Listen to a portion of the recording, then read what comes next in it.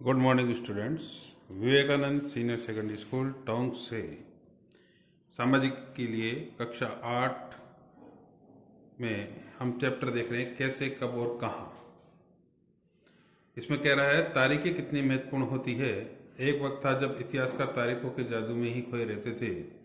कब किस राजा की ताजपोशी हुई, कब कौन सा युद्ध हुआ, इन्हीं तारीखों पर गर्मागर्म बहसें चलती थी।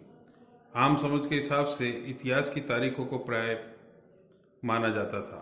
आपने भी लोगों को कहते सुना होगा, इतिहास तो बहुत उबाऊ है भाई, बस तारीखें रटते चलाओ, क्या इतिहास के बारे में धारणा सही है। इसमें कोई शक नहीं है कि इतिहास अलग अलग समय पर आने वाले बदलाव के बारे में ही होता है। इसका संबंध इस बात से है कि अतीत में चीज़ें किस तरह की थी और उनमें क्या बदलाव आए। जैसे ही हम अतीत और वर्तमान की तुलना करते हैं, हम समय का जिक्र करने लगते हैं। हम पहले और बाद में की बातें करने लगते हैं। रोज़मर्रा की ज़िंदगी में हम अपने आसपास की चीज़ों पर हमेशा ऐतिहासिक सवाल नहीं उठाते। हम चीज़ों को स्वाभाविक मान करके चलते हैं, मानो जो कुछ हमें दिख रहा है वह हमेशा से ही ऐसा ही हो रहा है। लेकिन हम सबके सामने कभी कभी अचंभे के क्षण भी आते हैं। कई बार हम उत्सुक हो जाते हैं, ऐसे सवाल पूछते हैं जो वाकई ऐतिहासिक होते हैं। किसी व्यक्ति को सड़क किनारे चाय की घूंट भरते देख करके आप इस बात पर हैरान हो सकते हैं कि चाय का कॉफी पीने का चलन शुरू कब से हुआ होगा। रेलगाड़ी को खिड़की से बाहर झांकते हुए आपके जहन में यह सवाल उठ सकता है कि रेलवे का निर्माण कब हुआ। रेलगाड़ी के आने से पहले लोग दूर दूर की यात्रा किस तरह करते थे। सुबह सुबह अखबार पढ़ते हुए आप ये जानने के लिए उत्सुक हो सकते हैं कि जिस जमाने में अखबार नहीं छपते थे उस समय लोगों को जानकारी कैसे मिलती थी। चित्र 1 को ध्यान से देख करके ये चित्र किस प्रकार के उपनिवेशवाद का बोध कराता है। ये चित्र है बच्चों, इसमें देखेंगे आप जोर से, तो इसमें दे रखा है कि एक ब्राह्मण ब्रिटेनिया शास्त्र को भेंट कर रहा है। ब्राह्मण ब्रिटेनिया को शास्त्र भेंट कर रहा है। जेम्स रेनेल द्वारा तैयार किए गए यह पहले नक्शे का आवरण चित्र 1782 रॉबर्ट क्लाइव ने रेनेल को हिंदुस्तान के नक्शे तैयार करने का काम सौंपा था। भारत पर अंग्रेजों की विजय के समर्थक रेनेल को वर्चस्व स्थापित करने की प्रक्रिया में नक्शे तैयार करना बहुत महत्वपूर्ण है लगता था। इस तस्वीर में दिखाया गया है कि भारत के लोग स्वेच्छापूर्वक अपने पवित्र ग्रंथ ब्रिटिश सत्ता की प्रतीक ब्रिटेनिया को सौंप रहे हैं, मानव से भारतीय संस्कृति की रक्षा के लिए आने का आग्रह कर रहे हों।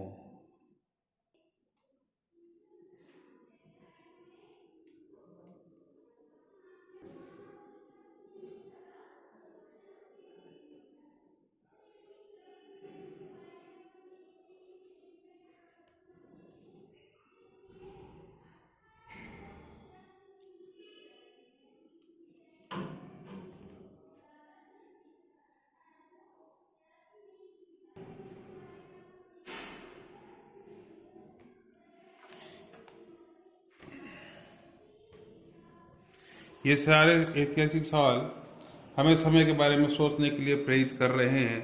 समय को हमेशा साल या महीनों के पैमाने पर ही नहीं देखा जा सकता है।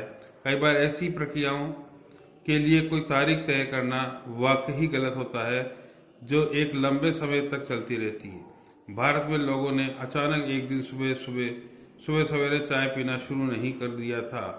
इसका स्वाद धीरे धीरे ही उनके जबान पर चढ़ा था। इस तरह की प्रक्रियाओं के लिए कोई स्पष्ट तिथि नहीं हो सकती। इसी तरह हम ब्रिटिश शासन की स्थापना के लिए कोई एक तिथि नहीं बता सकते। राष्ट्रीय आंदोलन किस दिन शुरू हुआ था या अर्थव्यवस्था या समाज में किस दिन बदलाव आया, यह बताना भी संभव नहीं है। ये सारी चीज़ें एक लंबे समय से घटती है। ऐसे में हम सिर्फ एक अवधि की ही बात कर सकते हैं, एक लगभग सही अवधि के बारे में बता सकते हैं। जब एक खास बदलाव दिखाई देने शुरू हुए हों तो फिर लोग इतिहास की तारीखों से जोड़ कर क्यों देखते हैं।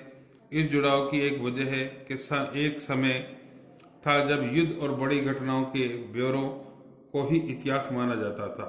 यह इतिहास राजा महाराजाओं और उनकी नीतियों के बारे में होता था। इतिहासकार यह लिखते थे कि कौन से साल में राजा को ताज पहनाया गया और किस साल में उसका विवाह हुआ और किस साल में उसके घर में बच्चा पैदा हुआ और कौन से साल में उनके किससे लड़ाई हुई, वह कब मरा और उसके बाद कब कौन सा शासक गद्दी पर बैठा। इस तरह की घटनाओं के लिए निश्चित तिथि बताई जाती है और इस तरह के इतिहासों में तिथियों का महत्व बना रहता है। जैसा कि पिछले 2 साल की इतिहास की किताबों में आपने देखा है कि अब इतिहासकार बहुत सारे दूसरे मुद्दों और सवालों के बारे में भी लिखने लगे हुए हैं। इस बात पर ध्यान देते हैं कि लोग किस तरह की अपनी रोजी रोटी चलाते हैं, वे क्या पैदा करते हैं, क्या खाते हैं, शहर कैसे बने और बाजार किस तरह फैले हैं। इस तरह रियासतें बनी, नए विचार पनपे और संस्कृति व समाज किस तरह बदले हैं। विज्ञापनों से भी पसंद नापसंद तय होती है। पुराने विज्ञापनों में हमें यह समझने में मदद मिलती है कि नए उत्पादकों के लिए बाजार किस तरह तैयार हुआ और किस तरह नई रुचियां चलन में आई। 1922 में लिप्टन चाय के लिए तैयार किया गया यह विज्ञापन देखिए। ये 1922 का है बच्चों, लिप्टन चाय के लिए तैयार किया गया एक विज्ञापन है। चाय के लिए तैयार किया गया विज्ञापन है। इस बात की ओर संकेत करता है कि दुनिया भर के शाही लोग यही चाय पीते थे। पहले जो दुनिया भर के जो भी लोग थे वो चाय, लिप्टन की चाय ही पिया करते थे। इस तस्वीर में पीछे की तरफ एक भारतीय महल भी दिखाई दे रहा है, जबकि अगले हिस्से में ब्रिटेन की रानी विक्टोरिया का तीसरा बेटा राजकुमार आर्थर घोड़े पर बैठा हुआ है।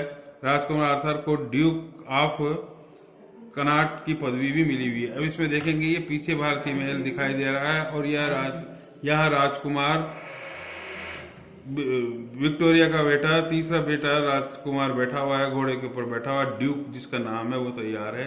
उस वक्त ये विज्ञापन बनाया गया था लिप्टन चाय का, जिससे देख करके जिसका विज्ञापन हो सके और बड़े बड़े शाही लोग इसी चाय को पिया करते थे। आगे देखेंगे कौन सी तारीखें।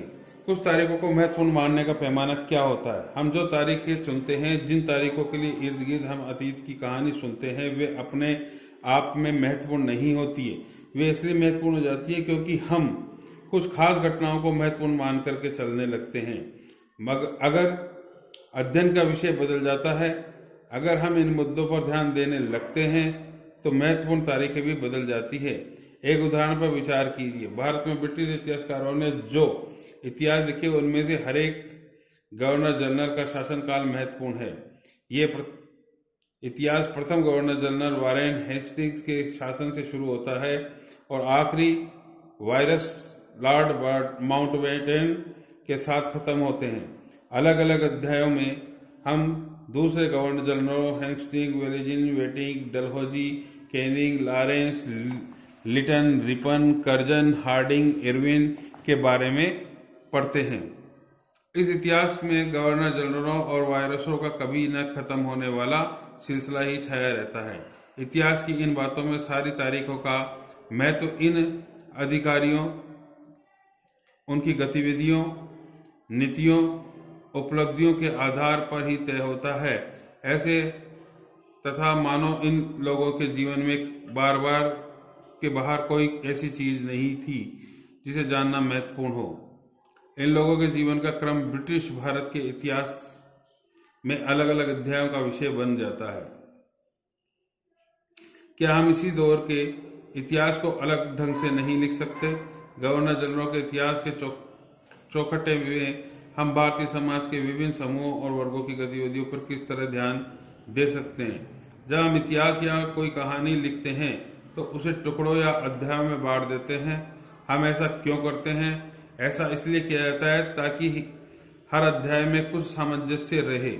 इसका मकसद कहानी को इस तरह सामने लाना होता है कि इसे आसानी से समझा जा सके, याद रखा जा सके। इस प्रक्रिया में हम सिर्फ उन घटनाओं पर जोर देते हैं जो इस कहानी को पेश करने में मददगार होती है। जो इतिहास गवर्नर जनरलों के जीवन के इर्द गिर्द चलता है, इसमें भारतीयों की गतिविधियां कोई मायने नहीं रखती है। इनके लिए जहाँ कोई जगह नहीं होती है तो फिर क्या किया जाए? जाहिर है हमें अपने इतिहास का एक अलग खाका बनाना पड़ेगा। इसका मतलब यह है कि अब तक जिन तिथियों को महत्व दिया जा रहा था वे महत्वपूर्ण नहीं रहेगी, हमारे लिए नई तिथियां महत्वपूर्ण हो जाएगी। वारेन हेस्टिंग 1973 में भारत के पहले गवर्नर जनरल बने। इतिहास की किताबों में गवर्नर जनरलों के कारनामों, जीवनियों में उनके गौरव गाथाओं को और इतिहास तस्वीरों को उनके भव्य व्यक्तित्व को उभारा गया। बच्चों, इनमें से अब आपके पास 2-3 प्रश्न बनने जा रहे हैं। उन प्रश्नों को मैं आपके सामने व्यक्त कर रहा हूं।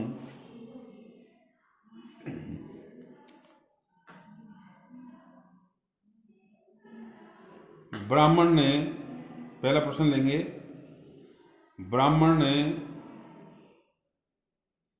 ब्राह्मण ब्रिटेनिया को शास्त्र कौन से सन में सौंप रहे थे? आप इसका आंसर देंगे 1782 में। इसका आंसर क्या होगा? 1782 में।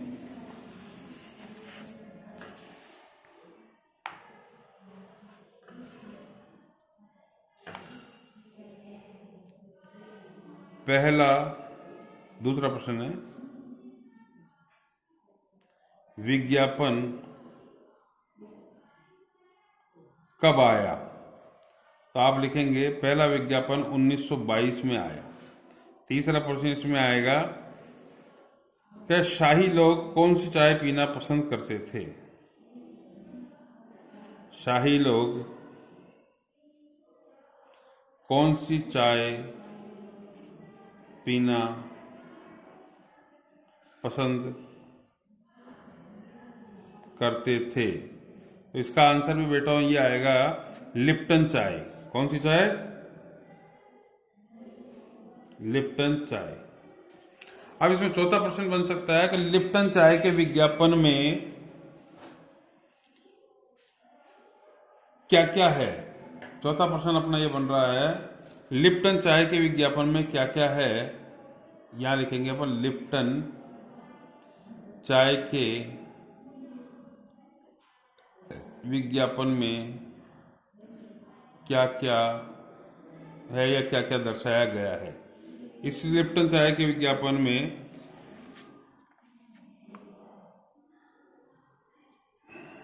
इसमें नंबर 1, इसमें पीछे की तरफ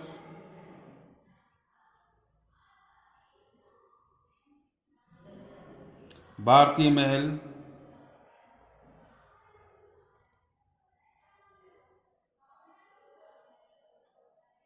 तथा अगले हिस्से में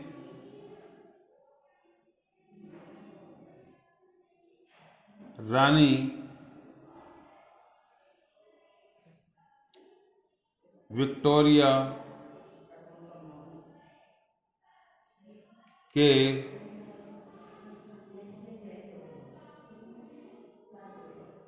तीसरे बेटे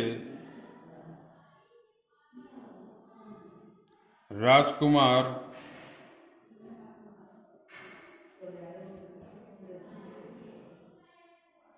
को घोड़े पर बैठा दिखाया गया है। राजकुमार को घोड़े पर बैठा हुआ दिखाया गया है।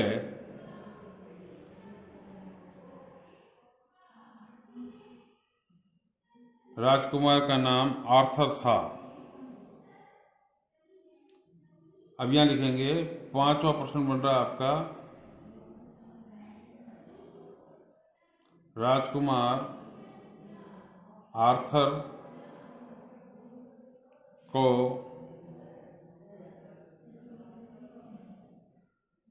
कौन सी पदवी दी गई? अब इसका होता है अर्थ आता है, इसका उत्तर आता है ड्यूक ऑफ कनॉट की। इसको उपाधि दी गई थी ड्यूक ऑफ कवनॉट की। छठा प्रश्न लेंगे, भारत के पहले गवर्नर जनरल कौन थे? आंसर लेंगे इसका 1773 में वारेन हेस्टिंग्स। ये बच्चों इसमें आपके इस पहले 2 पैराग्राफ के अंदर आपके 6 प्रश्न बन रहे हैं छोटे छोटे। इन 6 प्रश्नों का आपको ध्यान देना है, इनको याद करना है, करके लाना है, आपके होम की कॉपी में करना है। कल हम फिर इसके आगे का चैप्टर पढ़ेंगे। तब तक के लिए गुड बाय बच्चों।